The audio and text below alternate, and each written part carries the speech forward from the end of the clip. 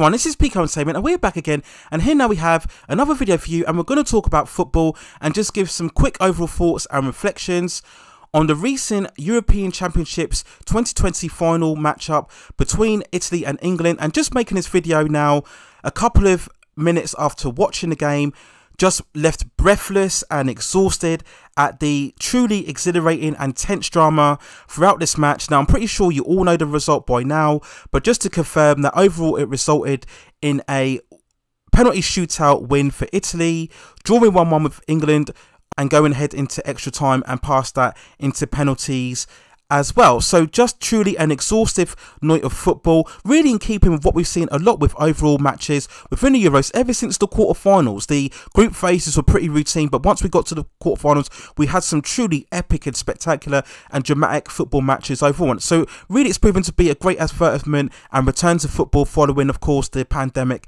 outbreak. But in terms of this match as well, just very sad feelings for England overall.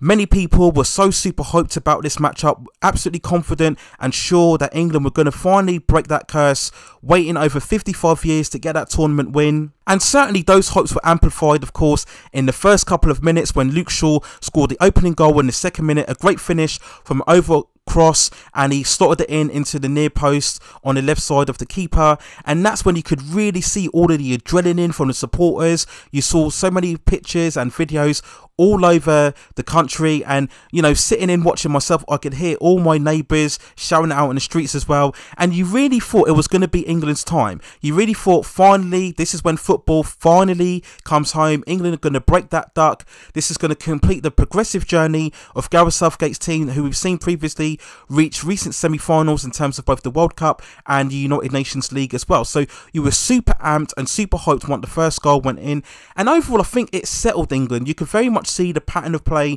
following the goal, where Italy had the overall play and the possession, and England, following scoring the first goal, were very much more comfortable. They were quite happy to sit back and just let the Italy come onto them and then get them on the break and use the pace of the likes of Sterling on the counter-attack. So that many ways took the attacking initiative away from England, but it made it a better match overall, because now Italy had to come forward. Now they were very much a dominant team in the first half. They had much more of the ball, much more of the possession, but they weren't really going ahead. You know, England were doing very good in just being solid at the back, being difficult to break down.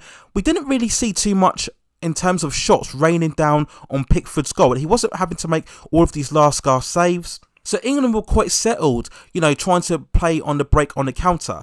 And then we go into the second half and were really asserting themselves and putting on the pressure, and then they equalised. Really, it was a scrappy goal, really. It was scored by Benucci, I think that's how you pronounce his name.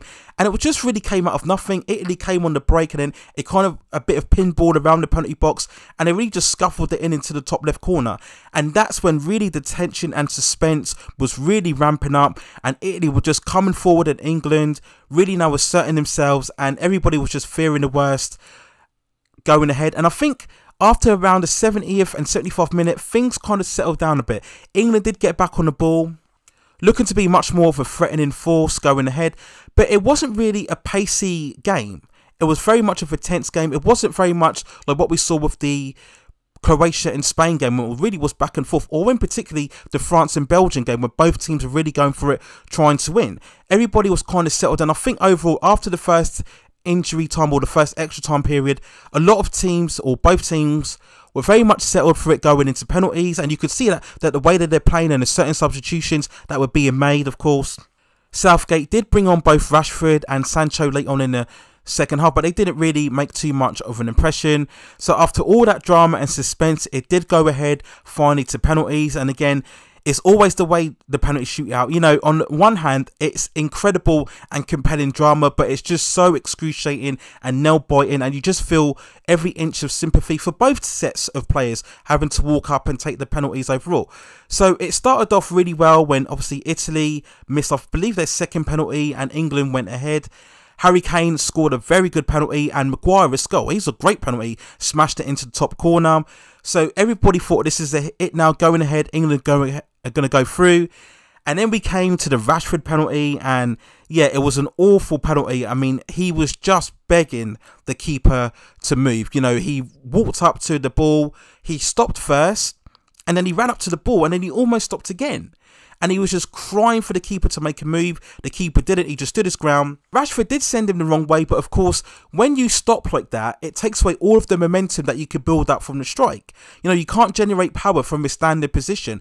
You can generate power more when you're running from the ball, because you're carrying all the force and momentum when you go to strike the ball. And Rashford, he just didn't do that. And it was just an awful penalty. And it was the same as Sancho as well. And it's a sign of nerves, isn't it? It's a sign of nerves when you stutter your run up and you're trying to wait for the keeper to move, making it easier to strike. So Sancho missed as well, and then Jorginho, he took the penalty. And of course, we were all fearing the worst, because we looked at his recent penalty that he scored against Spain. He was very cool, calm and collected in that one.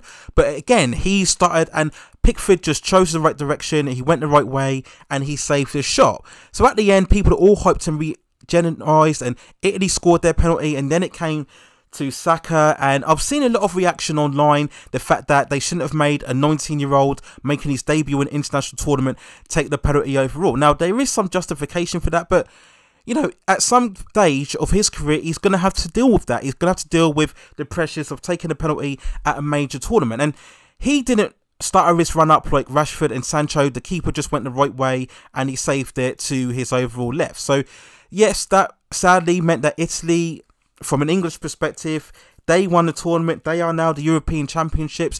And I think, if we're going to be brutally honest, they were the superior team. Not only in this match, but I think the overall tournament, barring that semi-final against Spain, when Spain were the superior team, and had they maybe put on Morata in the first half, they may have initially knocked Italy out, but that wasn't the case. But Italy have been the best team throughout this tournament, and really the best team overall in the last couple of years in terms of qualifying.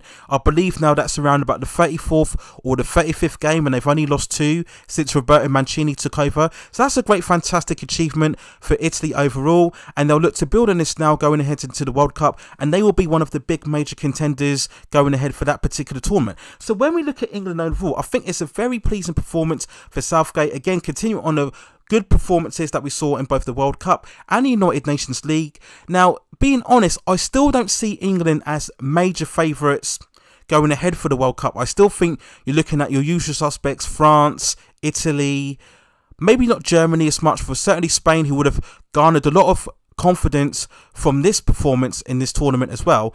But I still don't look at England as the front runners. Yes, okay, they'll perform very well, I'm sure, but we do have to take into the fact that they played the majority of their games at home, despite the fact this was very much of a multi-stage tournament all over various countries. England had the advantage of playing the majority of their games at Wembley, so that did factor in as well. But they performed very well against the Ukraine, and obviously beating Germany and beating Czech Republic as well. So they have performed very well, but I still want to see more in terms of how England approach their games, their style of football. I think they need to learn to garner much more possession, get on the ball a lot more, and then they can utilise the pace of the likes of Grealish and Sanchez and Sterling, alongside the main threat of Harry Kane as well.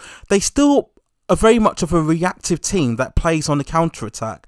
Now, that may work against certain teams, but when you come to your big sides, such as Italy or Spain, who are able to retain the ball, you're going to be found wanting. So they need to learn to just get more on the possession and really try to mix the two in terms of the power and the pace and the intensity, along with the more retaining of the ball, the more controlling of the game, manipulating the game to your purpose. And so you can really break down teams and dismantle them a lot more if you've got a lot of the ball. And that's what I didn't see in this matchup. I saw a lot more of Italy really pressing the play, controlling the play, controlling the ball. So we'll wait and see what happens in terms of future tournaments. I still say Southgate, you know, he's going to move ahead with the World Cup. He's got no shame to feel about this at all. He's performed and maybe even exceeded expectations, I would say, in terms of England and the overall performance. So I can't see him going in anywhere time soon. There's a lot of potential in England squad in terms of the young players. When we look at the likes of Sterling, of course, is still young. Sancho, a lot of hype about him. Of course, recently moving to Manchester United. Saka as well. He's been one of the best favourite performers within Arsenal. You've got Grealish, of course. Maguire is still young. Sterling is still only in his mid-20s. Harry Kane himself, I believe, is only 27, 28 as well. And Pickford as well is a very young keeper. So there's a lot of potential in terms of the depth and squad and quality of England players. But I've just got to learn to get more on the ball and control the ball more, control the game more, control possession more. And then maybe we can see that bear fruition in the future tournaments going ahead. So those are my thoughts and feelings and reflections on Italy winning the European Championships 2020. Congratulations to them, very well deserved. And yet again, another sad footballing night for England, and the agonising wait goes on in terms of that 55-year period since we last won the World Cup. Will we ever win another major tournament again? Well, certainly there's more encouragement after this performance again, but we'll wait and see how well the team performs when it's much more on foreign soil in Qatar in 2002. So sadly, football, the wait goes on, and football is not coming home for England anytime soon. So those are my overall thoughts and feelings and reflections on the European Championship final between Italy and England. Sadly, from England's perspective, resulting in a penalty shootout loss, but well done and congratulations to Italy. So they'll go from strength to strength now. They were the best team tonight, and they were the best team overall. So congratulations on a deserved win for Italy, and unfortunately the wait goes on for England. So let me know what you think in the comments below regarding your thoughts and feelings on England as a team, as a performance, and any future indications going forward for the World Cup and the European Championships as to whether England can finally make that final step and finally win a major tournament ever since 1966. But it may not seem completely likely now, but certainly there's warm room for hope following this performance over the last 2 weeks or so. So those are my thoughts and feelings. Please also hit those like and subscriptions and notification buttons in terms of me providing you with more high quality content like this in the future. But that's it for now. Take care of yourselves, stay safe distances, and I will see you very, very soon.